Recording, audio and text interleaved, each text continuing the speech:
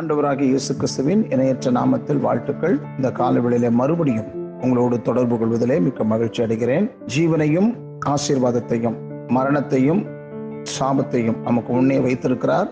தெரிந்து கொள்ள வேண்டியது, தீர்மானம் எடுக்க வேண்டியது நாம். இன்றைக்கு ரோமர் 10ஆம் அதிகாரம் 9-10 வசனத்தை நாம் வாசித்து பார்த்து பின்னே அதனுடைய தொடர் காரியங்களை நாம் கவனிக்கலாம். ரோமர் 10ஆம் அதிகாரத்தை நீங்கள் சற்று கூர்ந்து கவனிப்பீர்களானால் நாம் அறிக்கை செய்ய வேண்டிய முக்கியமான ஒன்றை அங்கு பவுல் ஞாபகப்படுத்துகிறதை நாம் பார்க்கலாம். என்னவென்றால், கர்த்தராகிய இயேசுவை நீ உன் வாயினாலே அறிக்கையிட்டு தேவன் அவரை மரித்தோரிலிருந்து எழுப்பினார் என்று உன் இருதயத்தில் விசுவாசித்தால் ரட்சிக்கப்படுவாய்.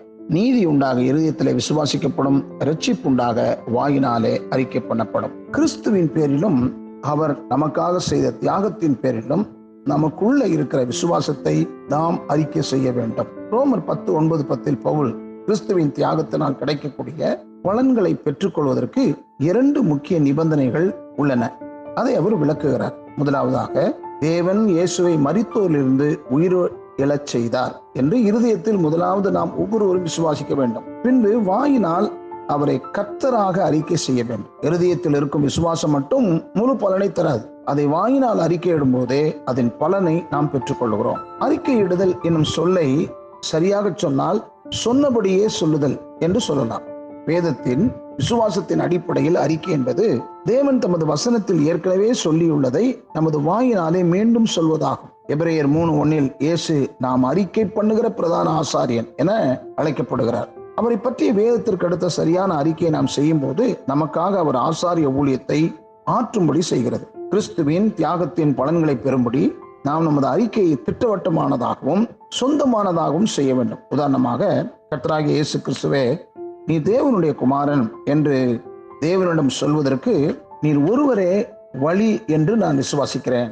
என்னுடைய பாவங்களுக்காக நீர் சிலுவையிலே மரித்து மரணத்தினின்று மீண்டும் உயிருடன் எழுந்தீர் என்பதை நாம் அறிக்கை செய்கிறோம். இரண்டாவது, நம்முடைய முரட்டாட்டத்தையும் பாவங்களையும் குறித்து நாம் மனம் திரும்ப வேண்டும்.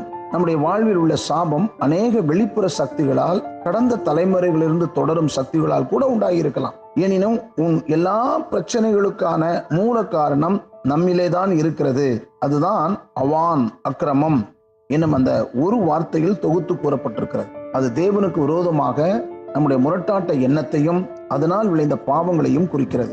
அதற்கு நாம் சொந்த ரீதியில் முதலாவது பொறுப்பேற்க வேண்டும். பொறுப்பேற்க வேண்டியது நான் தான். ஆகையால் தேவனுடைய இரக்கத்தை பெற்றுக்கொள்ளும் முன்பு நாம் மனம் திரும்ப வேண்டும் என்று அவர் எதிர்பார்க்கிறார். இந்த மனம் திரும்புதலை குறித்து யோவான் ஸ்நானகரும் இயேசுவும் இதைத்தான் பிரசங்கித்தார்கள்.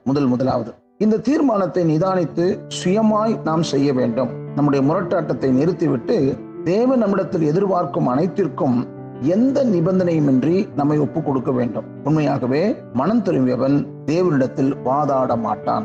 மனம் திரும்புதலை கவனியாது செல்லும் விசுவாசத்திற்கு புதிய ஏற்பாடு இடம் தருகிறது கிடையாது. இயேசுவிற்கு முன்பு வழியை ஆயத்தம் பண்ண வந்த யோவான் ஸ்நானகன் தன்னுடைய செய்தியில் கூறிய முதல் வார்த்தை, நான் ஏற்கனவே சொன்னது போல, மனம் திரும்புங்கள், மத்தேயு 3:2 என்பதாகும். பின்பு இயேசு பொது ஊழியத்தை ஆரம்பித்த போது யோவான் விட்ட இடத்திலிருந்து ஆரம்பிக்கிறார். அவர் என்ன சொன்னார் தெரியுமா?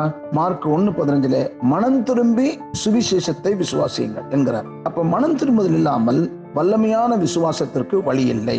அநேக கிறிஸ்தவர்கள் மனம் திரும்புதல் என்னும் இந்த முதல் நிபந்தனையை நிறைவேற்றாததினால் விசுவாசத்திற்காய் தொடர்ந்து போராடி வருகின்றனர். நிறைய பேர் விசுவாசத்தை குறித்து பேசுவாங்க. ஆனால் மனம் திரும்புதல் இல்லாமல் நாம் விசுவாசத்துல ஊன்ற கட்ட முடியாது. ஃபெய்த் மினிஸ்ட்ரி அப்படின்னு சொல்லுவாங்க, விசுவாச ஊழியம். ஆனால் இதன் அடிப்படையே நாம் மனம் திரும்புதலின் தான் முதல் இருக்கிறது என்பதை நாம் புரிந்து கொள்ளலாம். அநேக கிறிஸ்தவர்கள் மனம் திரும்பும் என்னும் இந்த முதல் நிபந்தனையை நிறைவேற்றாதனால் விசுவாசத்திற்காக தொடர்ந்து அவர்கள் போராடி வருகிறதை பார்க்கலாம். இதன் காரணமாக அவர்கள் கிறிஸ்துவின் தியாகத்தின் முழு பலனையும் பெற்றுக்கொள்வதில்லை. தேவன் எதிர்பார்க்கும் மனம் திரும்புதலை வெளிப்படுத்துவதற்கான அறிக்கை இங்கே கொடுக்கப்பட்டிருக்கிறது. என்ன அறிக்கை தெரியுமா?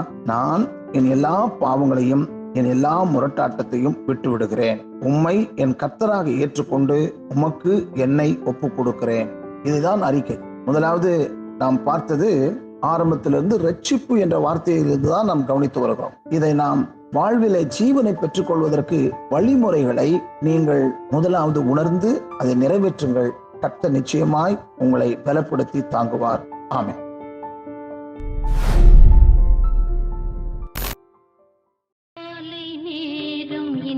ஜபத்யானமே கருணை பொற்பாதம் காத்திருப்பேன்.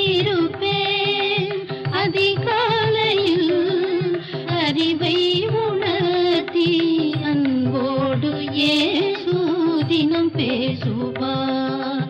காலை நேரம் இன்ப ஜபத்யானமே.